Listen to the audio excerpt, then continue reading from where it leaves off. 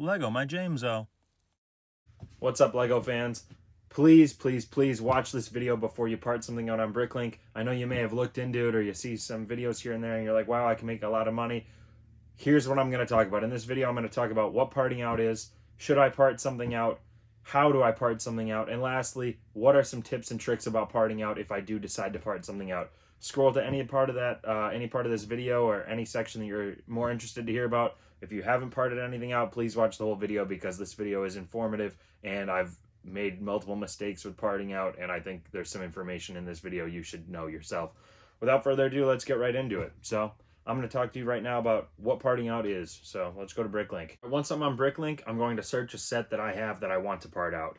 For this video, I'm going to be searching the Land Rover set. I picked one of these up at a discount rate and I was wondering, hey, should I part this out? And that's why I thought I should make this video to help you.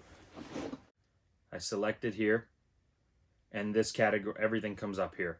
So in previous videos, I talked to you about creating a wanted list. So that's what this part out feature is here. If you want to see that, check this video out.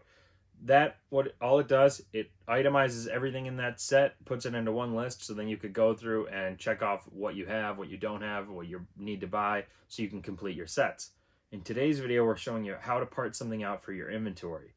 So I'd select this part out feature. Right here at the top, there's a couple features I'll talk about in a moment, but essentially this is for finding what you're parting out. Then you have the set number, parts and figures. We have check boxes here. Break sets in the set. This doesn't matter for this set, but sometimes we'll find sets where it's 3 sets in one and it's exclusive, so it'll break those sets up. Then we have include original instructions, box, and extra parts. For this one, I'll include the box. Why not? If you're parting out a used set, don't include extra parts unless you have them. We have condition set as new. For prices, you can enter your own prices. You could do 6-month sales average or 6 months of store average or inventory average based on other sellers. I like to do the 6-month sales average. I find this is a great estimation or like valuation of what the parts are worth on Bricklink because they have sold to customers. You could also change the prices as you go, but selecting 6-month sales average is good because it gets a correct gauge of what the part costs, and then you could say, okay, hey, I want to charge less for this part or more for this part, and so on. Bulk amount and things down here you don't need to know. Same with tiered pricing. There's nothing really important for this unless you operate a much larger store, at least in my opinion. So then consolidating is important. I like to consolidate things because all it means is we're going to take, if we have parts in our inventory that are also in this new set, they will consolidate and mix those lots together. So if I have 2 Technic pins in here in bin D15 and 3 of them come with this set, I want my new quantity to be 5 and I want them all to be in that same exact bin. So to do so, you can do old price or new price. So I like to do new prices because things tend to go up, or I can at least then see the new price versus the old price. We could do new bulk amount, new sale, remarks. Do old remarks because old remarks will say if you have that item in your inventory, it will not only show you what bin it's in, but you can combine the other one in that same bin if you have the space. You can always go back through and change one bin to another later on. Descriptions don't matter as much. New stockroom option matters because sometimes you might have parts that sold, and if they're retained, they then come up as a stockroom item. When you have a stockroom item and you're listing new parts, you want them to be listed and available. I have messed up this before where I did not select the new stockroom option and I listed sets, and I'm like, okay, why do I have $600 of parts in my stockroom?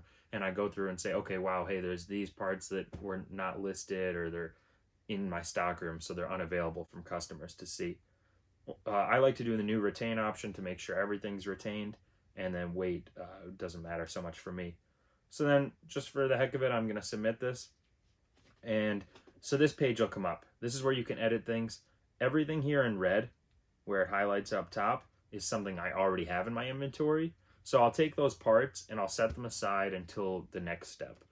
And then I'll come down here, okay, this part I don't have in my inventory. I'll take those, I'll find a bin for them, I'll put them in that bin. So let's say I say that's in bin D14, just for an example. And then I would work through the rest of this spreadsheet. In a future video, I will show you how I actually part something out. I'll go through the process and I'll talk about it then. So I just clicked verify items. When you click verify, it's now bringing me into a new page. It's not listing them yet, but it's allowing me to then go through and recheck everything I just edited and then I can officially upload, and then it'll show you how much money it will add to your inventory. This page does take a while to load because of the vast amount of parts you're uploading, but once it loads, then you'll be able to go through it. I find it's helpful to have a notepad and pen handy, because now I'm going to go through this and I'll say, okay, hey, this part, I set it aside earlier. I'm going to pick it up now and I'm going to go put it in this bin N2902, because that's where I have it already. So I'll get down here and say, okay, cool, this one I already did, and that's in bin D14. And now occasionally I'll mess up and I'll forget to add a remark for something, and I'll come down here and say, hey, where's my remark listed for this? There isn't one. That's why I have that notepad, and I'll write this part down, because if I hit the back button, I've done this before and it erases everything. I was messing around with it today to figure it out, and sometimes I find it won't erase things, but you'd hate to do all that work and then have it not load again. So then I'd write this part number down, the name, and then later on, once I'm done and I upload everything, I might have 4 or 5 parts in here that I did not add a remark to, and I'll go find them and then I'll update them manually. I find it's better to do that than to click back and then risk erasing everything. All right, so then when this is complete, you walk through everything, you'll come down to the bottom here and click upload. I'm obviously not doing that because this is just a demonstration. And those parts would then upload, and it would upload at the, there's the new price, these how many new lots you'd have, and so forth. So another huge important feature here is this at the top here is this part out value. Here is where you can see what a set is worth. You could also get like a price guide, but I'm just going to type in the set number 42110.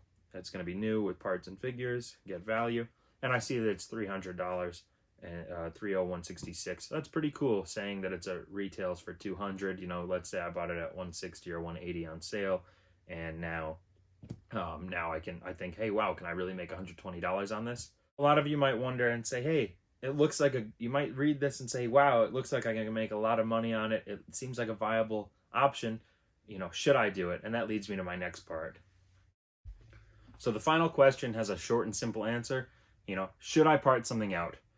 That really depends on 2 things. Number 1, do you have the money to put away or invest it into Lego sets? When you're parting something out, it takes time. You won't get that money back quickly unless you have a very large store. Even with a large store, it takes time to sell things. So number 1, money. Number 2, storage space. I think I have a decent sized storage area. I have these carts, I have other shelves, but I still don't think I have enough storage compartments for multiple sets if I'm going to part them out.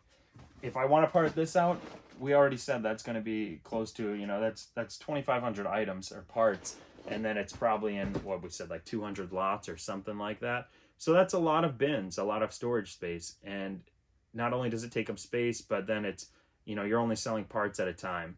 So it's personal preference. If you have a large store, a large space with inventory, go for it. But it's not as great as it seems when you might look at something and say, wow, I can turn a $100 set into $200 or whatever. You might not be making that money like as you would think. It might be better to buy the set for $100 and sell it for $140, or only buy things to build. I find I like when I buy bulk lots and sort them, I can sell used parts, and to me that's a great way to make money and keep a great store, versus parting out really ties up a lot of money. That's all I can say. So those final tips I could say about Bricklink parting out is that when you're on that page, make sure to consolidate. That way you're keeping the same remarks you have for certain bins. Take your time when you're going through it. Feel free to even print it out and check things off as you go. And before you finally upload, make sure everything has a remarks listed. That way you know that it's going where the item is. And that way when somebody purchases it, you won't have the struggle of trying to find out, oh, where did I put that? Where's that item? I hope this was helpful. If it was, please like the video and please subscribe to see more. I'm always here to help you with your Bricklink store. So we're going to have some more creative fun content next Friday. So thanks for stopping by, and we'll see you real soon.